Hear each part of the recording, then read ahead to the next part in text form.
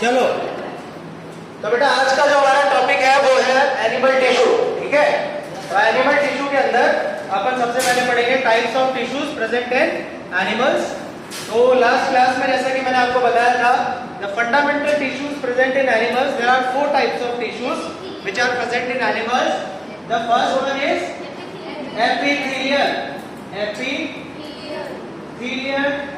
Tissue and second one is connective tissues,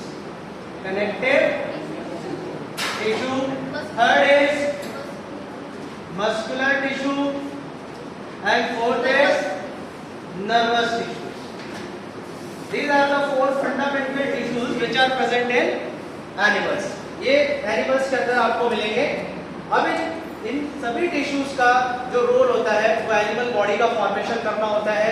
अब ये tissue बनते कैसे हैं सबसे पहले, ठीक है। जब भी किसी एनिमल्स का ओरिजिन होता है तो most of the animals originated from zygote. किससे फॉर्मेशन होता है इनका? जाइगोट से ड्राइव होते हैं। सबसे पहले फर्टिलाइजेशन होता है, फर्टिलाइजेशन का प्रोडक्ट बनता है जाइगोट, जिसको हम बोलते हैं यूनिसेलुलर एम्ब्रियो। जाइगोट एक सेल का एम्ब्रियो होता है ना, होता है बच्चों यूनिसेलुलर एम्ब्रियो। इसको क्या बोलेंगे? One cell. इसमें वन सेल होती है, इसको हम बोल देते हैं जाइगोट। नाउ जाइगोट के बाद में बहुत सारे इसके अंदर डिवीजन स्टार्ट हो जाते हैं। इसमें माइटोसिस सेल डिवीजन स्टार्ट होता है। जाइगोट से फिर 2 सेल्स बनती है, 2 से 3, 4। तो इस प्रोसेस को हम बोलते हैं क्लीवेज। क्या बोलते हैं इसको? क्लीवेज। और क्लीवेज के बाद में फिर जो फेजेस आते हैं, morula phase, blastula phase, blastocyst phase. तो इसी तरीके से कुछ और फेजेस इसके अंदर आते हैं। और एक फेज आता है जिसका नाम होता है बाइलैमिनर डिस्क और ट्राइलैमिनर डिस्क। तो ट्राइलैमिनर डिस्क का मतलब यहाँ पर 3 लेयर्स बनती है। एनिमल्स के अंदर there are 3 germ layers. 3 germ layers के यहाँ पर क्या होता है? फॉर्मेशन होता है। और ये 3 जर्म लेयर्स जो होती है इनका नाम होता है ectoderm, yes. Second one is mesoderm और थर्ड इज एंडोडर्म। ठीक है, तो ये तीनों लेयर बनती है एम्ब्रियोनिक स्टेज में। कब बनती है? Yes, embryonic stage. Embryonic stage में इनका फॉर्मेशन होता है। और ये तीनों ही जर्म लेयर्स सभी एपिथेलियल, मतलब जितने भी यहाँ पर टिश्यूज नजर आ रहे हैं आपको, इन सभी टिश्यूज का फॉर्मेशन इन्हीं जर्म लेयर्स के द्वारा होता है। इन्हीं जर्म लेयर से इनका फॉर्मेशन होता है। क्लियर? तो हम ये देखने वाले हैं कि एपिथेलियल टिश्यू किससे ओरिजिनेट होता है, कनेक्टिव टिश्यू किससे ओरिजिनेट होता है, मस्कुलर टिश्यू किससे ओरिजिनेट होता है और नर्व टिश्यू किससे ओरिजिनेट होता है। मतलब ये 3 लेयर्स हैं जिनसे ओरिजिनेट होगा। तो सबसे पहला एपिथेलियल। एपिथेलियल टिश्यू जो होता है ये जर्मिनेट होता है आपका ऑल 3 लेयर्स, तीनों ही लेयर से जर्मिनेट होता है। एक्टोडर्म से भी जर्मिनेट होता है एंड मेसोडर्म से भी होता है और एंडोडर्म से भी होता है। तो इसका जो ओरिजिन है, एपिथेलियल का जो ओरिजिन है, एपिथेलियल का जो ओरिजिन है ये किस किस से होता है? एक्टो, मेसो एंड एंडो, तीनों से ही इसका ओरिजिनेशन होता है। ठीक है। कनेक्टिव टिश्यू का जो ओरिजिन होता है ये होता है मेसोडर्म से। किससे होता है?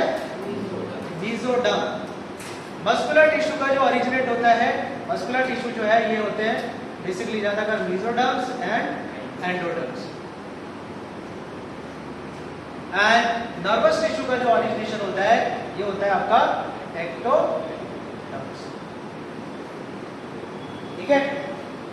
नाउ अब इन टिश्यूज जो यहाँ पर हमने लिखे हैं फंडामेंटल टिश्यूज, इन टिश्यू का कुछ ना कुछ तो फंक्शन है हमारी बॉडी के अंदर, तभी हमने इनको यहाँ पर 4 कैटेगरी में डिवाइड किया है।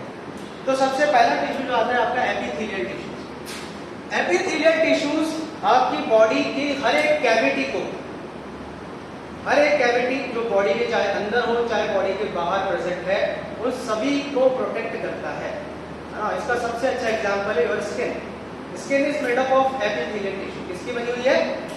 एपिथेलियल टिश्यू की बनी हुई है आपकी स्किन। इसके अलावा जितनी भी लाइनिंग्स है, इनर लाइनिंग्स, जैसे कोई भी ऑर्गन हम ले लेते हैं तो ऑर्गन अंदर से हॉलो होता है ना, तो उसकी अंदर वाली लाइनिंग्स जितनी भी बनी हुई है वो किसकी बनी हुई है? एपिथेलियल की। तो epithelials always grow upon other types of tissues. ये हमेशा आपको दूसरे टिश्यू के ऊपर मिलेगा। जैसे स्किन के नीचे क्या है? मसल्स है या नहीं है? तो मसल्स के ऊपर कौन प्रेजेंट है? एपिथेलियल। तो एपिथेलियल हमेशा आपको, चाहे वो अंदर की तरफ ले लो चाहे वो बाहर की तरफ ले लो, ठीक है, अंदर की तरफ जितनी भी कैविटीज है उस कैविटी को प्रोटेक्ट कौन कर रहा है? एपिथेलियल। बाहर की तरफ से भी कौन प्रोटेक्ट कर रहा है? एपिथेलियल। तो एपिथेलियल का मेन फंक्शन क्या होता है? कवरिंग। क्या फंक्शन इसका? बॉडी को कवर करना, है ना, चाहे वो इनर लाइनिंग हो, इनर कैविटी और बॉडी वॉल, ये सभी कौन फॉर्म करता है? एपिथेलियल फॉर्म कर रहा है, ठीक है। इसके अलावा कनेक्टिव टिश्यू, देखो नाम से पता चल रहा है कनेक्शन। कनेक्टिव टिश्यू का मतलब क्या है? Connection between the two tissues, दो टिश्यू के बीच में कनेक्शन जनरेट करना, ठीक है। इसके अंदर बहुत सारे टिश्यूज आते हैं, लगभग हमारी बॉडी का 35% भाग, 35% पार्ट जो है वो कनेक्टिव टिश्यू का बना हुआ है। किसका बना हुआ है? तो कनेक्टिव टिश्यू के डिफरेंट फंक्शंस हैं। एक तो इसका फंक्शन होता है कनेक्शन। क्या फंक्शन है इसका? बोन को बोन से जोड़ना, मसल्स को बोन से जोड़ना, ठीक है, ये इसके कनेक्शन होते हैं। दूसरा, इसके अंदर ब्लड भी आता है। ब्लड का फंक्शन क्या होता है? ट्रांसपोर्ट करना होता है, transport of respiratory gases, transport of nutrition, होता है नहीं होता है? ब्लड का फंक्शन प्रोटेक्शन भी तो होता है, उसमें डब्ल्यूबीसी होती है। लिम्फ वो भी इसी के अंदर आता है। बोन वो भी कनेक्टिव टिश्यू के अंदर आती है। तो बोन का फंक्शन क्या है? मैकेनिकल सपोर्ट प्रोवाइड करना। क्या फंक्शन है? Yes, mechanical support. इसके अलावा लिगामेंट, लिगामेंट क्या होते हैं? जो बोन से बोन को कनेक्ट करते हैं। टेंडन क्या होते हैं? जो मसल से बोन को कनेक्ट करते हैं, वो टेंडन, वो भी सब इसी के अंदर आते हैं, ठीक है। कार्टिलेज, दो बोन्स के बीच में जो प्रेजेंट होती है उसको हम कार्टिलेज बोल देते हैं, जो शॉक एब्जॉर्बिंग का काम करती है, वो भी सब कनेक्टिव टिश्यू के अंदर आते हैं। फिर आते हैं आपके मसल सेल्स। तो मसल सेल्स जो होते हैं इनके अंदर एक यूनिक पावर होती है कॉन्ट्रैक्शन की और रिलैक्सेशन की। ये कॉन्ट्रैक्ट करते हैं और रिलैक्स करते हैं, जिसकी वजह से क्या होता है? लोकोमोशन और मूवमेंट आ पाता है। क्या आता है इसकी वजह से? यस, लोकोमोशन एंड मूवमेंट, ठीक है। तो मसल जहां पे भी है इसकी वजह से क्या आ पाता है? Locomotion and movement. इसी की वजह से आपका हार्ट भी क्या कर रहा है? हार्ट बीट हो रहा है। इसी की वजह से हार्ट बीट होता है। हार्ट बीट कैसे हो रहा है? हार्ट में भी क्या होता है? Contraction, relaxation, contraction, relaxation. इसी की वजह से आप सांस ले पा रहे हो, क्योंकि जो डायफ्राम है वो भी क्या है? मसल्स है। डायफ्राम जब कॉन्ट्रैक्ट होता है तो इनहेलेशन होती है, और जब रिलैक्स होता है तो गैस बाहर आती है, ठीक है। तो लंग्स के अंदर सेल्फ कॉन्ट्रैक्शन और सेल्फ रिलैक्सेशन की पावर कौन जनरेट कर रहा है? यहाँ पर डायफ्राम। और डायफ्राम क्या है? मसल्स। समझ आई मेरी बात, है ना। तो इसका मेन फंक्शन है लोकोमोशन एंड मूवमेंट। इसी तरीके से एक और आपका टिश्यूज है नर्वस टिश्यूज। नर्वस टिश्यूज इतना इंपॉर्टेंट टिश्यूज है, इसी की वजह से आपके अंदर इंटेलिजेंसी आती है। इंटेलिजेंसी, स्टिमुलेशंस, मतलब कि अपने एनवायरनमेंट, आसपास के एनवायरनमेंट से जितने भी स्टिमुलेशंस है, जैसे आपको गर्मी लग रही है आपको फील हो रहा है, ठंड लग रही है आपको फील हो रहा है, या आपका हाथ किसी गर्म ऑब्जेक्ट में पड़ जाता है तो आप हटा लेते हो तुरंत, ये सब कौन फील करवा रहा है आपको? Nervous tissue. तो नर्वस टिश्यू जो होते हैं, they are the wires of our body. हमारी बॉडी की वायर्स हैं जो कि इंफॉर्मेशन को लेके जाती है ब्रेन और स्पाइनल कॉर्ड तक। कहाँ लेके जाती है? ब्रेन टू स्पाइनल कॉर्ड तक ये इंफॉर्मेशन को लेके जाती है। ब्रेन उसको प्रोसेस करता है और फिर उसका आउटपुट देता है। जैसे सपोज करो कि आप आराम से जा रहे हो कहीं पर और आपके पैर में अचानक कोई कांटा लग गया, अभी आपने देखा भी नहीं था, उसके पहले ही आप क्या हो जाते हैं? ऐसे उछल जाते हो। उछल जाते हो तो वो उछलना क्या है? Reflex action. और रिफ्लेक्स एक्शन कौन कॉज करता है? Spinal cord. कौन कॉज करता है? Spinal cord. किसके थ्रू कॉज कर रहा है? नर्व्स के थ्रू। इसके अलावा आप जितने भी सेंसरी ऑर्गन्स हैं आपकी बॉडी के अंदर, जैसे आईज हो गया, ईयर्स हो गया, ये सेंसरी ऑर्गन सेंसरी न्यूरॉन से जुड़े होते हैं। किससे जुड़े होते हैं? सेंसरी न्यूरॉन से। ये डिफरेंट टाइप्स की एनर्जी को इलेक्ट्रोकेमिकल एनर्जी में कन्वर्ट करते हैं। किसमें कन्वर्ट करते हैं? इलेक्ट्रोकेमिकल एनर्जी से। जैसे लाइट एनर्जी को आईज किसमें कन्वर्ट कर रही है? इलेक्ट्रोकेमिकल एनर्जी में कन्वर्ट कर रही है। साउंड वेव को ईयर किसमें कन्वर्ट कर रहे हैं? इलेक्ट्रोकेमिकल एनर्जी में कन्वर्ट कर रहे हैं, है ना। टेस्ट को, टेस्ट कहाँ से लेते हैं? टंग से। तो टंग क्या करती है? टेस्ट को इलेक्ट्रोकेमिकल एनर्जी में कन्वर्ट करती है। और आपकी बॉडी की लैंग्वेज है इलेक्ट्रोकेमिकल एनर्जी, जो आपकी बॉडी में ट्रैवल करती है। और किसके थ्रू ट्रैवल करती है? न्यूरॉन्स के, ठीक है। तो यहाँ पर लिख सकते हो यूनिट है, जो न्यूरॉन्स होते हैं they have unique power of polarization and depolarization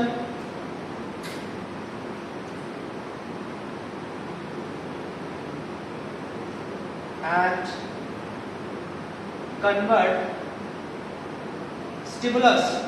stimulus का मतलब कोई भी ऐसा फैक्टर जो आपकी बॉडी को स्टिमुलेट कर रहा है, and convert the stimulus into electro chemical energy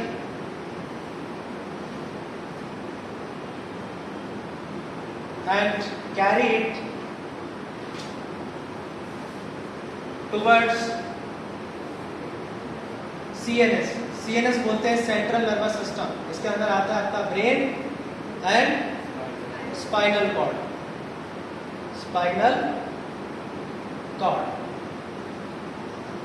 तो एक बार मैंने ब्रीफली आपको इन सभी टिश्यूज के बारे में बता दिया है. अब हम इनके बारे में डिटेल में थोड़ा सा पढ़ेंगे कि एपिथेलियल्स कैसे होते हैं, इनका शेप और साइज कैसा होता है, इनका फंक्शन क्या होता है. ठीक है, याद रहेगा सबको? आवाज नहीं आई? Yes sir. Very good.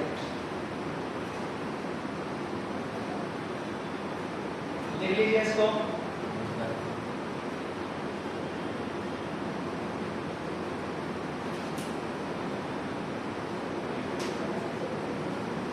लिख लिया सबने?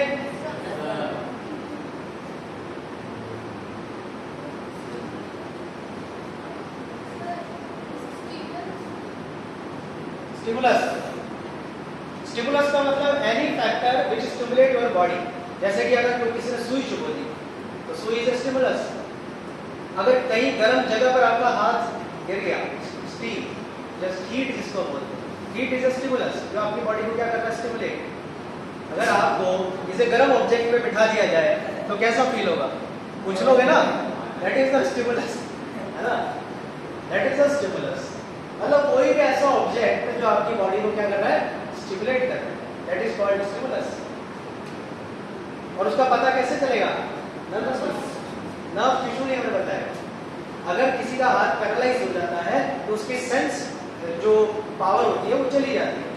ना उसको कुछ फील होता है, ना उसको टच फील होता है, ना उसको गर्म का फील होगा, ना उसको कोई ठंडे का फील होगा. क्यों? क्योंकि उसके नर्व्स काम करनी बंद करते हैं. नर्व्स जो है वो डीपोलराइज हो जाती है ना? और जब वो डीपोलराइज होगी तो वो वर्किंग करना बंद कर जाती है. समझ नहीं बात? तो जब कोई पैरालाइज होता है ना तो उसका जो पैरालाइज वाला एरिया होता है वो काम करना बंद कर जाएगा, उसमें सेंस नहीं रहेगा. तो आपको नर्व टिश्यू जो होते हैं ये सेंस प्रोवाइड करते हैं, है ना? टच का फील करवाते हैं, हॉट ऑब्जेक्ट, कोल्ड ऑब्जेक्ट के बारे में इंफॉर्मेशन देते. चलो, अब आज जो हमारा पहला टिश्यूज है वो है एपिथेलियल टिश्यूज. तो एपिथेलियल टिश्यू के बारे में अपन पढ़ेंगे.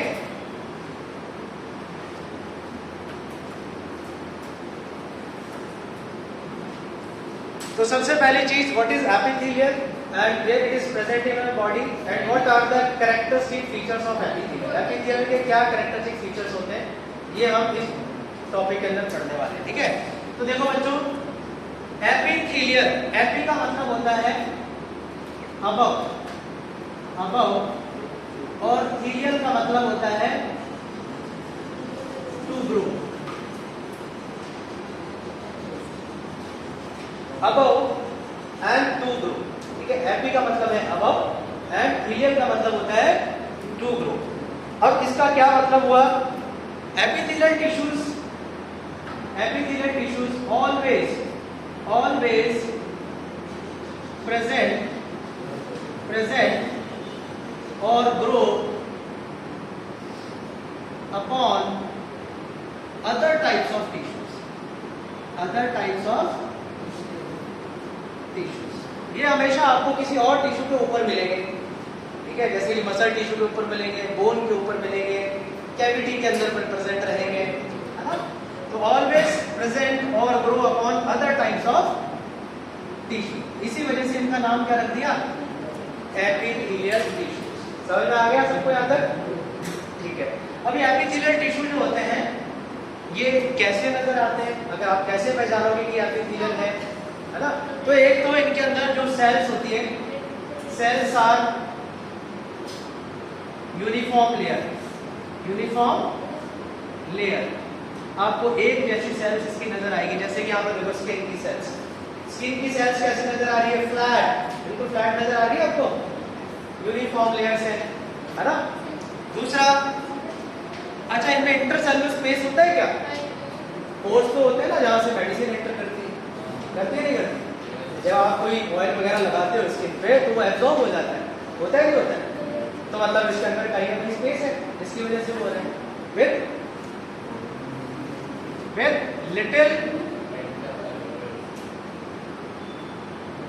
intracellular space। वैसे ही आपको नजर आएंगे कॉम्पैक्टली पैक्ड। कैसे नजर आएंगे? कॉम्पैक्टली, यूनिफॉर्म लेयर होती है और कॉम्पैक्टली पैक्ड होती है। कैसे होती है? Compactly packed. समझ में आ गया बच्चे यहां तक? ठीक है। और क्या क्या एपिथेलियल के फंक्शंस होते हैं? एपिथेलियल जो है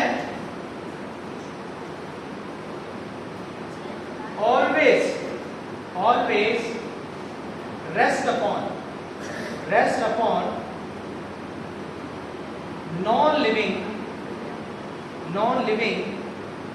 basement membrane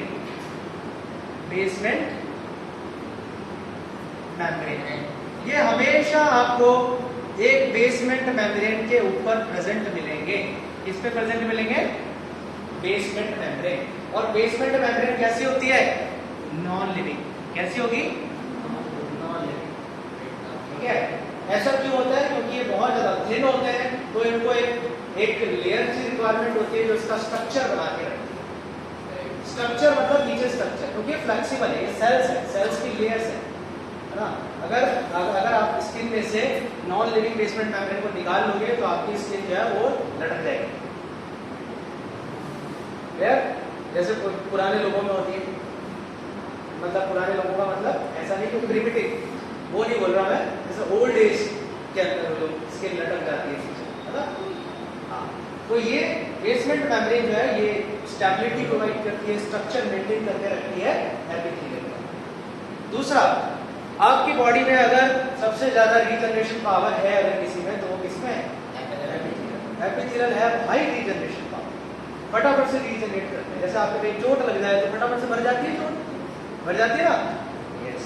तो आप इसमें लिख लो, ये इसके सारे कैरेक्टरिस्टिक्स हैं, एपिथेलियल के कैरेक्टर्स। ठीक है, यहाँ पे लिख लो epithelials have high regeneration power. Epithelial में क्या होती है बच्चों? High regeneration power. ठीक है। बट एक चीज यहां पर और नोट करने वाली है कि एपिथेलियल में ब्लड सप्लाई नहीं होता है डायरेक्टली, स्किन में डायरेक्टली ब्लड सप्लाई नहीं होता है। अगर ब्लड सप्लाई होता है तो आपकी स्किन में से, यहाँ से सेल से ब्लड बाहर आता होता है ना? मतलब ब्लड सप्लाई इसके नीचे तक रहता है, बेसमेंट मेम्ब्रेन तक ही ब्लड सप्लाई होता है, ऊपर ब्लड सप्लाई नहीं होता है। ठीक है, तो इसी वजह से इसको बोलते हैं epithelials are called avascular. Avascular का मतलब there is no blood flow, यहाँ ब्लड का फ्लो नहीं होता है। दूसरा, यहाँ पे नर्व टिश्यू भी नहीं होते हैं एपिथेलियल में, नर्व टिश्यूज भी नहीं होते हैं। नर्व टिश्यू का एंडिंग पार्ट जो है वो हेयर फॉलिकल्स के साथ में जुड़ा हुआ होता है, अटैच होता है। ठीक है, तो एक यहाँ पर ये कैसे होते हैं? एवैस्कुलर एंड नॉन नर्वस होते हैं, एवैस्कुलर एंड नॉन नर्वस। ठीक है, चलो अब इसका डायग्राम में बना करके आपको दिखा देता हूँ ये कैसे टिश्यूज रहेंगे। तो आपको सबसे पहले इसके कैरेक्टर पता चल गए सबको। इसके कैरेक्टर क्या क्या है? पहला कैरेक्टर, ऑलवेज प्रेजेंट अपॉन या grow upon other types of tissue, ये दूसरे टाइप के टिश्यू पर ही आपको ग्रो करते हुए मिलेंगे। दूसरा, cells are uniform layer, cells जो होते हैं मोस्टली यूनिफॉर्म लेयर में होते हैं, मल्टीपल लेयर्स में भी हो सकते हैं। और विद लिटिल इंट्रासेलुलर स्पेस, इसमें इंट्रासेलुलर स्पेस जो है वो बहुत कम होता है, कॉम्पैक्टली पैक्ड होते हैं, एक के बाद एक अरेंजमेंट आपको देखने को मिलेगा। And always rest upon non living basement membrane, हमेशा आपको नॉन लिविंग बेसमेंट मेम्ब्रेन के ऊपर प्रेजेंट मिलेंगे। हाई रीजनरेशन पावर है, बहुत जल्दी से रीजनरेट करते हैं, और एवास्कुलर होते हैं मतलब ब्लड का फ्लो नहीं होता है, और नॉन नर्वस होते हैं मतलब यहाँ पे नर्व टिश्यूज जो है वो एब्सेंट होते हैं। ठीक है, तो अब इसका आप डायग्राम बना लेते हैं। यहाँ पर ये लिख लिया सबने? तो देखो एपिथेलियल टिश्यूज और उसके नीचे जो नॉन लिविंग बेसमेंट मेम्ब्रेन होती है वो कैसे नजर आती है और वो किसकी बनी होती है? तो जैसे कि यहां पर हमारे पास एक एपिथेलियल टिश्यूज है,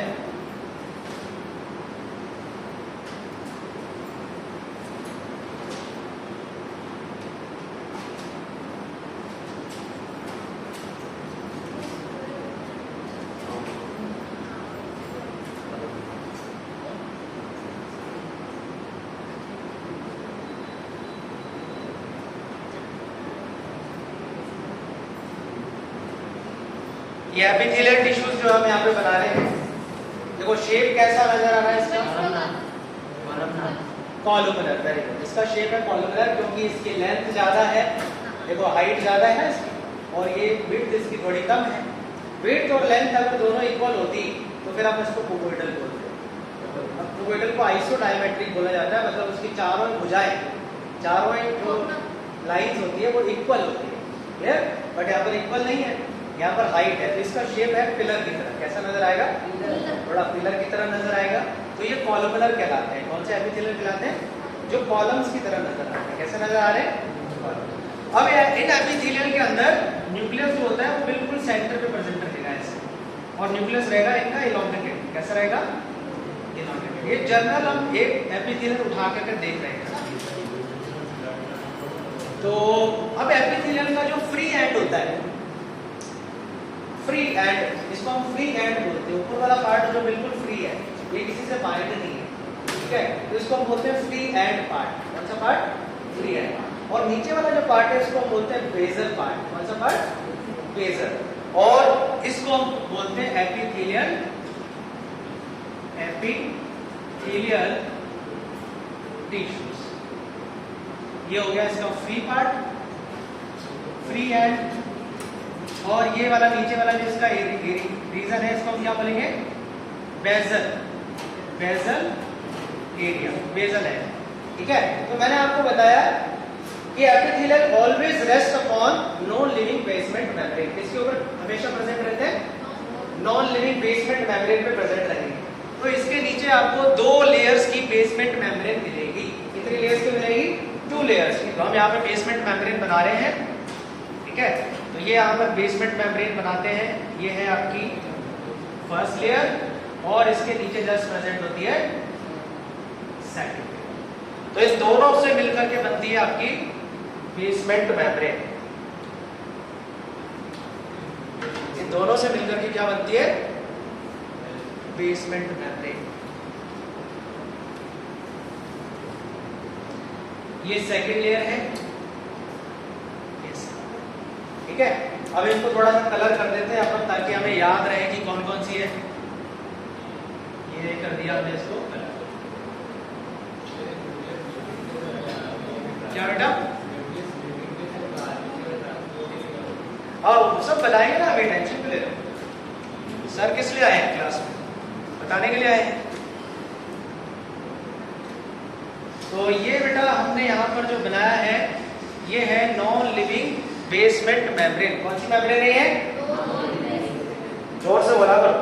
non living basement. Very good. तो ये है नॉन लिविंग बेसमेंट मेम्ब्रेन।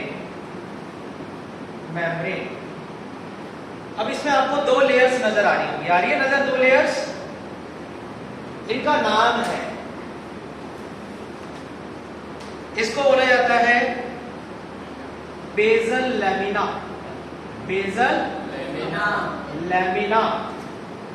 और इसके नीचे वाली जो लेयर है इसको बोला जाता है रेटिकुलर लैमिना। कौन सी लैमिना? जोर से बोलो। Reticular lamina. Very good. इन दोनों से मिलकर के बनती है बेसमेंट मेम्ब्रेन। ठीक है, अच्छा अब इसमें क्या होता है बेसमेंट मेम्ब्रेन में? बेसमेंट मेम्ब्रेन एक बेस का काम करती है। किसका काम करती है? जिसके ऊपर एपिथेलियल सेल्स प्रेजेंट होते हैं। अगर ये बेसमेंट मेम्ब्रेन नहीं होगी तो एपिथेलियल सेल्स जो होंगे वो बल्जिंग करेंगे। क्या करेंगे? बल्जिंग। बल्जिंग का मतलब समझते हो? हाँ, जैसे कोई चीज ऐसे लटकी हुई होती है कैसे नजर आती है? बल्जिंग करती है, ऐसे बल्जिंग। ठीक है, तो ये दोनों इसको स्टेबिलिटी प्रोवाइड करते हैं। अब ये किसके बने होते हैं? बेसल लैमिना जो होता है it is made up of glycoprotein, glycoprotein and glycolipid, glycolipid and reticular lamina is made up of collagen fibre. इसका बना होता है ये कोलेजन फाइबर से। ये एक्चुअल में जो रेटिकुलर लैमिना है ये कनेक्टिव टिश्यूज है। क्या है ये? Yes, connective tissues. और इसके ऊपर क्या प्रेजेंट है? एपिथेलियल प्रेजेंट है। ठीक है, अब चलते हैं अपन वही क्लास का पहला चैप्टर सेल। सेल के अंदर मैंने आपको पढ़ाया था गोल्जी बॉडी के फंक्शन। गोल्जी बॉडी के क्या क्या फंक्शंस थे? Modifications and packaging, secretions. तो किसका सिक्रेशन कर रही थी गोल्जी बॉडी? ग्लाइकोप्रोटीन और ग्लाइकोलिपिड। मैंने बताया था ना, ग्लाइकोलिपिड और glycoproteins are packaged and then dispatched towards the plasma membrane. और वही प्लाज्मा मेम्ब्रेन में ये यहाँ पर आकर के डिपॉजिट हो जाता है। तो देखो ग्लाइकोप्रोटीन और ग्लाइकोलिपिड ये प्लाज्मा मेम्ब्रेन के नीचे है, तो यहाँ पर इसका बेसमेंट मेम्ब्रेन बनाने के लिए यूज किया जाता है। कर रहे हैं? तो गोल्जी बॉडी से ग्लाइकोप्रोटीन बन रहा था, वो ग्लाइकोप्रोटीन यहीं पर आकर के डिपॉजिट हो रहा है। तो तुम्हारे सामने लिखा है ग्लाइकोप्रोटीन और ग्लाइकोलिपिड। ये क्या बना रहा है? Basal lamina. समझे? इसके अलावा मेम्ब्रेन बायोजेनेसिस का तो काम करता ही करता है, मतलब कि प्लाज्मा मेम्ब्रेन का वो फॉर्म करता ही है मटेरियल, और यहाँ पे भी डिपॉजिट होता है। ठीक है, ये सेल्स है सारी, 1 2 3 4 इन्हीं को हम टिश्यू बोलते हैं। और हर एक सेल के अंदर गोल्जी बॉडी होगी, आपको पता है? होगी नहीं होगी? और गोल्जी बॉडी क्या बनाएगी? ग्लाइकोप्रोटीन ग्लाइकोलिपिड बनाएगी, और वो डिस्पैच होकर के कहाँ आएगा? इस जगह। तो ये लेयर्स बन जाएगी। और इसके नीचे जो सेकंड लेयर होती है इसको हम बोलते हैं reticular lamina. It is made up of collagen fibres. ये कोलेजन फाइबर्स होता है। अगर कभी आपने देखा हो ध्यान से, अगर पतली सी स्किन ऊपर से उतार दें तो नीचे व्हाइट कलर का टिश्यू निकलता है, व्हाइट। तो व्हाइट कलर का जो टिश्यू निकलता है वो होता है व्हाइट कोलेजन फाइबर। कौन सा होता है? White collagen fibre. और वो ही हमारी बॉडी को स्टेबिलिटी प्रोवाइड करता है, स्किन को स्टेबिलिटी प्रोवाइड करता है। और जैसे जैसे एजेड होता है आदमी, तो ये कोलेजन फाइबर जो होते हैं ये मैच्योर हो जाते हैं, और मैच्योर होने के बाद में इनकी जो क्वांटिटी होती है वो लूज हो जाती है, तो स्किन ऐसे लटकना चालू हो जाती है, झुर्रियाँ पड़नी चालू हो जाती है। रिंकल इसको होता है ना, रिंकल और झुर्रियाँ पड़ना या स्किन लटकना, वो किसकी वजह से? कोलेजन फाइबर जब लूज हो जाते हैं। कोलेजन फाइबर क्या हो जाते हैं? लूज एज के अकॉर्डिंग होता है। हर कोई चीज तो बेटा ऐसे तो है नहीं क्या हमेशा बनी रहेगी। एज के अकॉर्डिंग क्या होते जाएंगे? लूज होते जाएंगे, उनकी टाइटनेस खत्म होती जाएगी। समझ में आई बात? ठीक है, तो ये था आपका एपिथेलियल टिश्यूज। अब मैंने एक और चीज बताई थी कि इसमें नर्व, इसमें ब्लड का सर्कुलेशन नहीं होता है। अब ब्लड का सर्कुलेशन कहाँ तक होता है? एपिथेलियल में जो ब्लड सर्कुलेशन होता है वो बेसमेंट मेम्ब्रेन तक होता है। यहाँ पर कैपिलरीज का एंड हो जाता है, ये है ब्लड सर्कुलेशन।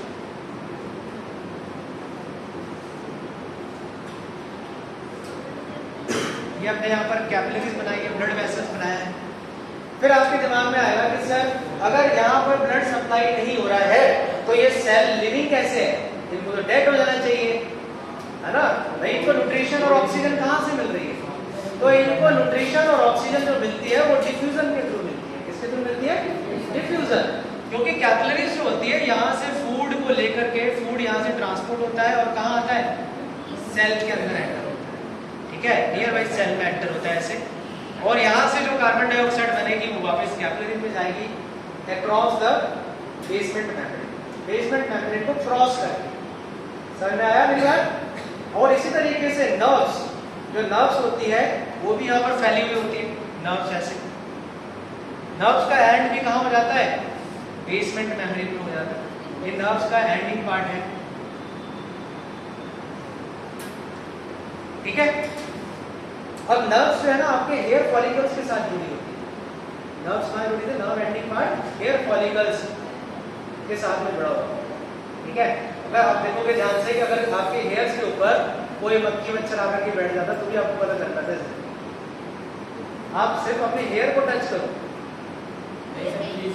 हेयर को टच करो, स्किन टच नहीं होनी चाहिए, हेयर को टच करो तो भी आपको मूवमेंट पता चल जाएगा। चलता है नहीं चलता है ना? तो हेयर फॉलिकल्स के साथ में भी आपकी नर्व सेल्स अटैच होती है। बट एपिथेलियल में एपिथेलियल की जो लेयर्स होती है उसमें नर्व सेल्स नहीं होती। अगर उसमें हल्का सा कट लग जाए ऊपर तो आपको पता भी नहीं चलेगा आपका ब्लड है। बट अगर कट इतना डीपली है कि वो कहाँ पहुंच जाए, बेसमेंट मेम्ब्रेन तक पहुंच गया, तो फिर आपको फील होगा, क्योंकि बेसमेंट मेम्ब्रेन में क्या प्रेजेंट है? नर्व्स। और नर्व्स तुरंत आपको बता देगी कि आपकी बॉडी में कहीं चोट लग गई। समझ में आया? तो कई बार ऐसा होता है हमारे साथ, जहाँ से खरोच आ जाती है अपन को पता नहीं चलता। चलता है क्या? फिर कोई देखता है तो बोलता है यार तेरे तो ब्लीडिंग हो रही है ना? उसका क्यों पता नहीं चलता? क्योंकि हमें फील ही नहीं हुआ उसका। समझे?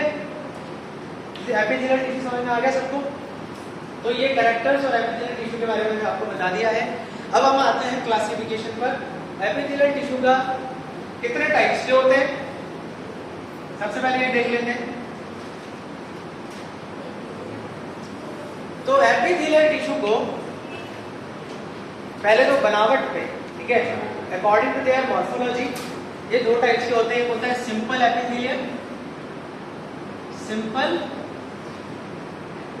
एपिथेलियल, और दूसरे होते हैं आपके कॉम्प्लेक्स और compound epithelial. Compound epithelial same यहाँ पे भी जैसे हमने प्लांट में देखा था, सिंपल और कॉम्प्लेक्स। सिंपल का मतलब it is made up of only one type of cells, एक ही टाइप की सेल से मिलके बने होते हैं।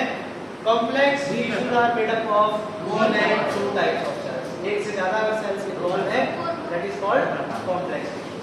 सिंपल टिश्यू के अंदर हम जो पढ़ने वाले हैं ये 4 टाइप्स के टिश्यूज हैं जो अपने एनसीईआरटी के अकॉर्डिंग अगर हम देखेंगे तो सबसे पहले सबके आगे लिखना है आपको simple squamous, simple squamous, simple cuboidal, simple columnar, ठीक है। और एक लास्ट टिश्यू जो अपनी एनसीईआरटी में है वो है सीलिएटेड। क्या है सर? सीलिएटेड। और एक एक्स्ट्रा जो मैं आपको पढ़ाने वाला हूं अगर टाइम मिलेगा तो वो है स्यूडो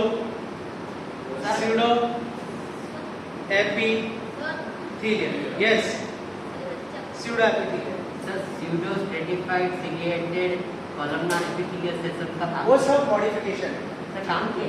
अरे वो सब सबके बारे में बताएंगे ना। Pizza is not eating in one bite. If you want to eat the pizza then you can only one option, eat the pizza by one. एक साथ पिज्जा नहीं खाया जा सकता। अगर आप सोचोगे एक साथ पिज्जा को ऐसे लपेटेंगे और मुंह में डाल दें, पेट में चला गया, हजम नहीं होगा, है ना? टेस्ट नहीं आएगा। पिज्जा को बाइट करके ही खाना पड़ता है, टेस्ट ले लेके खाना पड़ता है। कुछ बच्चे क्या है पहले साइंटिस्ट बन जाते हैं, स्कूल में पढ़ा लिया होगा तो यहाँ पर आके चलो सर का टेस्ट ले लेते हैं। सर इसमें से क्या आ रहा है? सर ऐसा क्या होता है? सर ये होता है इसमें। हाँ ऐसा होता है, क्योंकि वो सोचते हैं कि हम साइंटिस्ट बन गए, हमने तो स्कूल में पढ़ लिया सर काम बड़ा तो नहीं सकती और हम सर को साइंटिस्ट बनाएंगे। तो ये टिश्यूज को हम पढ़ने वाले हैं यहाँ पर। इसके अलावा कॉम्प्लेक्स टिश्यूज, अब स्किन जो है ना ये कॉम्प्लेक्स टिश्यू का एग्जाम्पल है। इसका है इसके अंदर मल्टीपल लेयर्स होती है, एक लेयर्स नहीं होती। स्किन के अंदर 3-4 लेयर्स होती है, समझे? तो जहां पर मल्टीपल लेयर्स होगी एपिथेलियल की उसको हम बोलते हैं स्ट्रेटिफाइड। क्या बोलते हैं? स्ट्रेटिफाइड। अगर स्क्वायमस की बहुत सारी लेयर्स है तो उसको हम बोलेंगे स्ट्रेटिफाइड स्क्वायमस एपिथेलियल। अगर कुबोइडल की बहुत सारी लेयर्स है, 4-5 लेयर्स है, तो उसको हम क्या बोलेंगे? Stratified cuboidal epithelial. जो सबसे पहले आपको नजर आई है, ऊपर जो सबसे पहले नजर आ रही है उसके अकॉर्डिंग उसका नाम रखना है। अगर मल्टीपल लेयर्स हैं और क्यूबॉइड्स कॉलमनर सबसे ऊपर है तो उसका नाम क्या रखेंगे? Stratified columnar epithelium. समझ में आई मेरी बात? अगर स्यूडो एपिथेलियल है तो स्ट्रैटिफाइड स्यूडो एपिथेलियल। तो स्ट्रैटिफाइड का मतलब क्या है? जिसके अंदर बहुत सारी लेयर्स प्रेजेंट होती है, स्ट्राइएशंस होते हैं। लेयर्स क्या होते हैं? स्ट्राइएशन। ये तो सिंपल है, इनमें तो सिर्फ एक ही लेयर होगी। कितनी लेयर होगी? One layer. ये एक ही लेयर्स होगी और इसमें सेम टाइप के सेल्स होंगे। समझ में आया? सिंपल स्क्वायमस स्क्वायर की तरह नजर आएगा, सेम सिर्फ एक ही लेयर होगी। कोमोइडल क्यूब की तरह नजर आएगा, सिंगल लेयर होगी। सिंपल कॉलमनर कॉलमनर फॉर्म में होगा, सिंगल लेयर होगी। ऐसे अब यहाँ पर है कॉम्प्लेक्स। कॉम्प्लेक्स का मतलब बहुत सारी लेयर्स। तो जहां बहुत सारी लेयर्स होती है उसको हम बोलते हैं स्ट्रैटिफाइड। क्या बोलते हैं? स्ट्रैटिफाइड। अब स्ट्रैटिफाइड अलग अलग टाइप के हो सकते हैं। स्ट्रैटिफाइड स्क्वायमस भी हो सकता है, स्क्वायमस। स्ट्रैटिफाइड जो है वो क्यूबॉइडल भी हो सकता है, स्ट्रैटिफाइड यस कॉलमनर भी हो सकता है। समझ में आ गया बच्चों?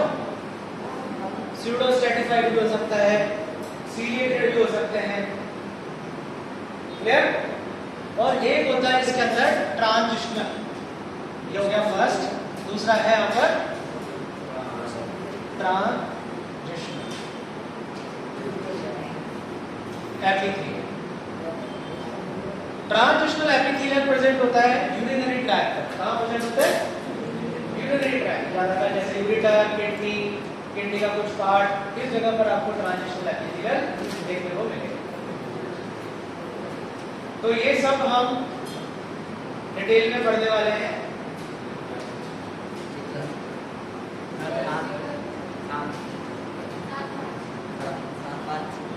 इसको लिख लो बेटा फटाफट। हाँ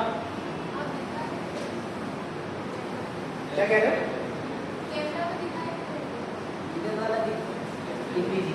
ये नहीं दिख रहा है?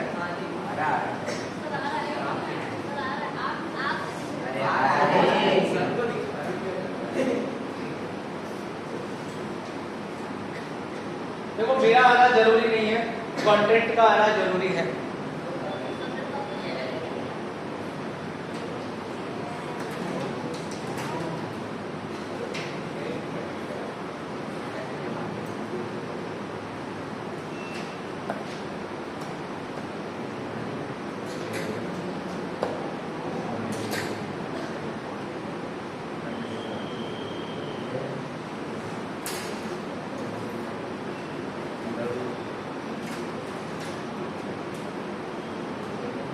तो एपिथेलियल में जनरली जो क्वेश्चंस पूछे जाते हैं वो एक तो अगर आपको डायग्राम दे दिया जाता है कई बार कि इस डायग्राम को पहचानिए और ये सेल्स कहाँ प्रेजेंट होती है। दूसरा इनके फंक्शंस बहुत इंपॉर्टेंट है, फंक्शंस और इनकी लोकेशन। ठीक है? तो फंक्शंस के अकॉर्डिंग हम इसकी लोकेशन को याद रखेंगे जो कि हमारी माइंड में फिट हो जाएगी। ठीक? जैसे मैंने बोला कि एपिथेलियल टिश्यू डिफ्यूजन के लिए रिस्पॉन्सिबल है। किसके लिए रिस्पॉन्सिबल है? तो डिफ्यूजन हमारी बॉडी में कहाँ होता है? डिफ्यूजन होता है कैपिलरीज में, डिफ्यूजन होता है इनर पार्ट बॉडी के अंदर की तरफ जितने भी लाइनिंग पार्ट होती है उसमें डिफ्यूजन होता है, डिफ्यूजन होता है किडनी के अंदर, डिफ्यूजन होता है लंग्स के अंदर। समझ में आया? अब उस जगह पर कोई ना कोई एक टिश्यू प्रेजेंट रहेगा। और कौन सा टिश्यू रहेगा? स्क्वायमस। कौन सा रहेगा? स्क्वायमस। इसका फंक्शन क्या है? डिफ्यूजन। समझ में आएगा ना? ऐसे हमने पढ़ना है इस चैप्टर में ताकि हमें चीजें याद रहें, हम भूले नहीं। लिख लिया सबने? तो आई थिंक आज के लिए काफी है। थोड़ा सा इंट्रोडक्शन मैंने आपको दे दिया इसका। अब अपन नेक्स्ट क्लास में इसके बारे में डिटेल में पढ़ेंगे। ठीक है?